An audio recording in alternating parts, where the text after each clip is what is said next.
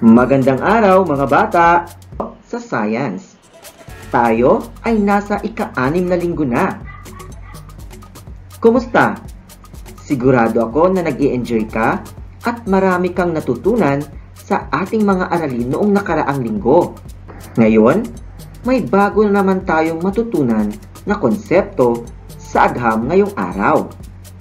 Ito ay ang mga pagbabago sa liquid at gas bunga ng temperatura. Ano kaya ito? Yan ang ating pag-aaralan ngayon. Pag-aralan at suriin ang sumusunod. Mailalarawan mo ba ang temperatura ng mga ito? Ano ang nangyayari sa tubig sa loob ng takuri kapag pinapainitan o inilagay sa kalan na may apoy? Napansin mo din ba ang sinampay ng iyong nanay kapag pinapainitan o binibilad sa ilalim ng araw? Mailalarawan mo ba ang temperatura ng mga ito? Ano nga ba ang temperatura?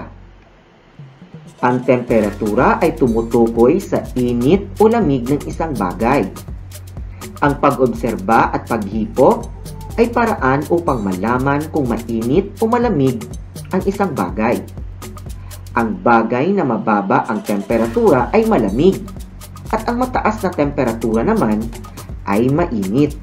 Ngayon, ating suriin at obserbahan ang video na ito.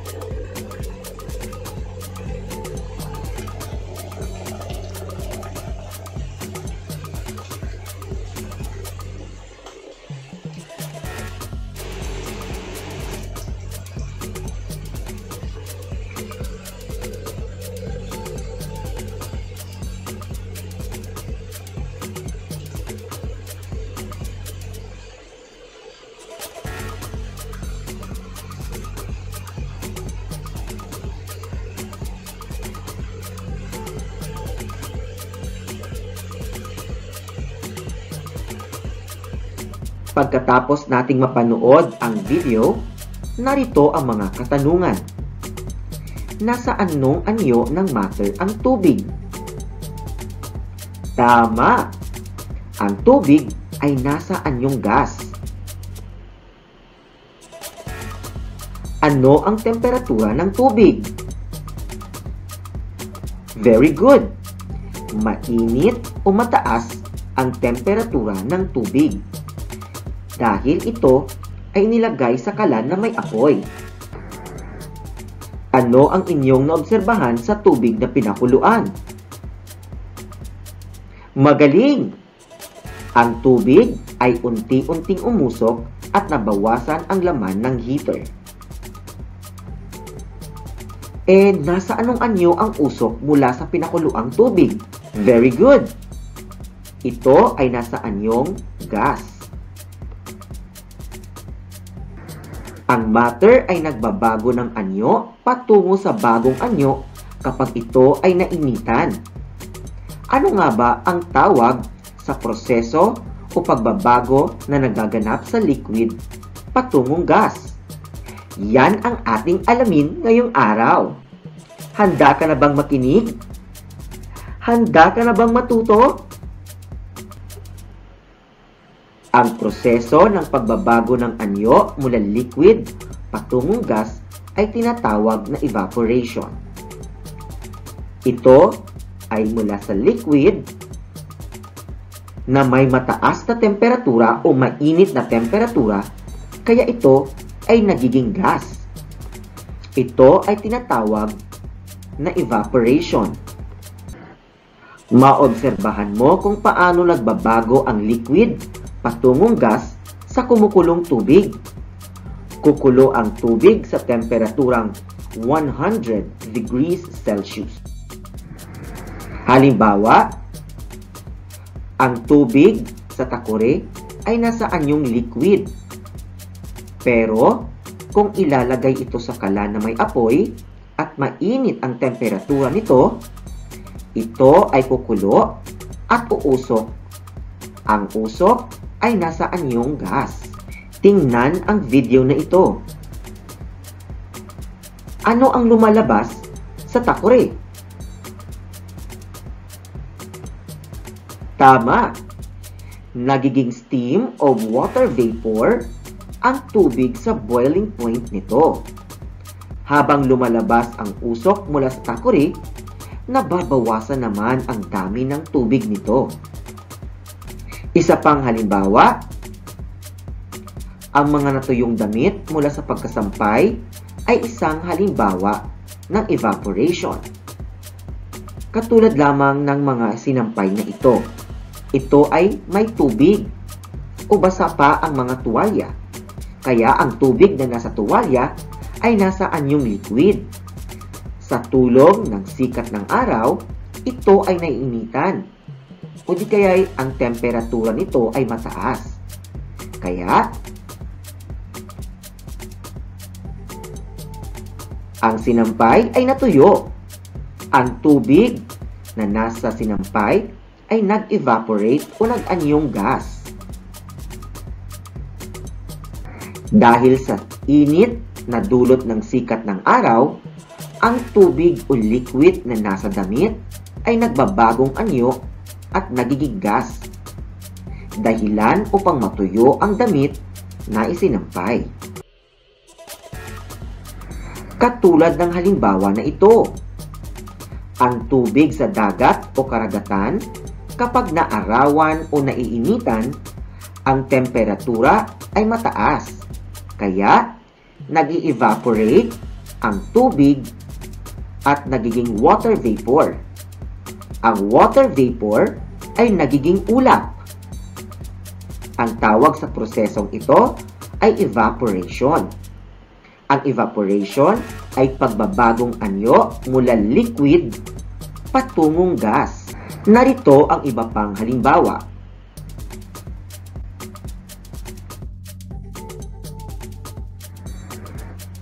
Mahalaga ba ang prosesong evaporation?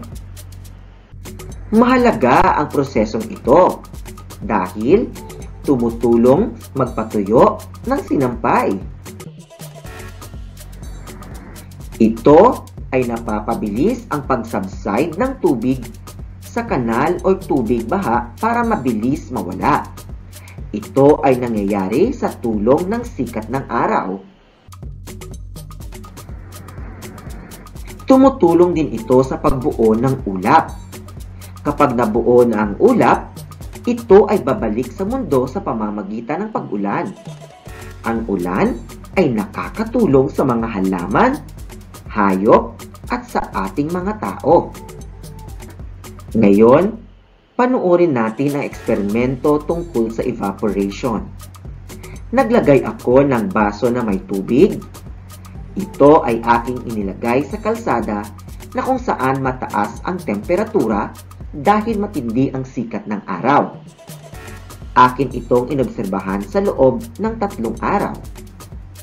Kung inyong mapapansin, ang tubig sa loob ng baso ay unti-unting nababawasan kada lipas ng 1 araw. Ang tubig ay nagiging gas o water vapor.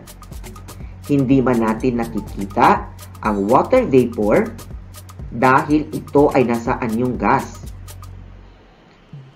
Nalalaman natin na ang water vapor ay napunta sa ating himpapawid o di kaya sa ating atmosfera. Ang water vapor or steam ay umakyat sa taas at tumutulong sa pagbuo ng ulap. Talaga namang naunawaan mo na ang pagbabagong nagaganap sa liquid patungong gas. Tandaan na ang matter ay nagbabago ng anyo patungo sa bagong anyo kapag ito ay nainitan.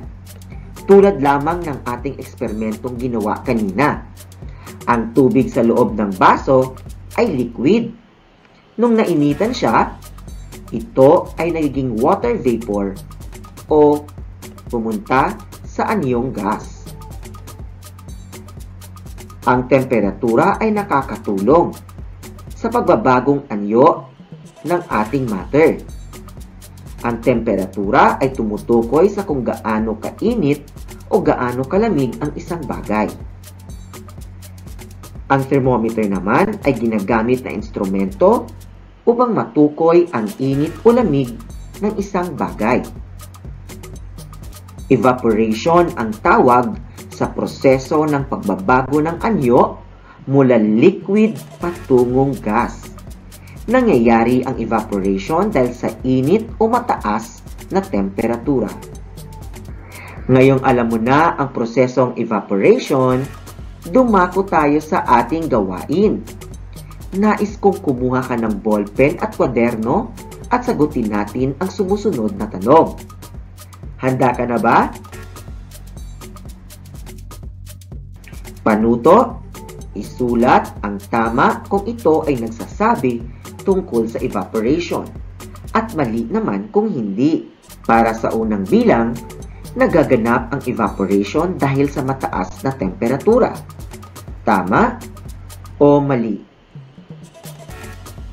Ang tamang sagot ay tama. Para sa ikalawang bilang, namumuo ang ulap sa prosesong evaporation. Tama o mali? Ang tamang sagot ay tama. Magaling! Tama ang iyong sagot. Para sa ikatlong bilang, ang usok na nagmula sa mainit na takore ay isang gas. Tama o mali? Ang tamang sagot ay tama. Ang usok na nagmula sa mainit na takore ay isang water vapor or steam. Ang water vapor or steam ay nasa anyong gas. Para sa ikaapat na bilang, hindi mahalaga ang prosesong evaporation. Tama o mali? Ang tamang sagot ay mali dahil mahalaga ang prosesong evaporation. Nililinis nito ang ating paligid sa pamamagitan ng pag-akyat ng isang water vapor or steam at namumuo bilang ulap.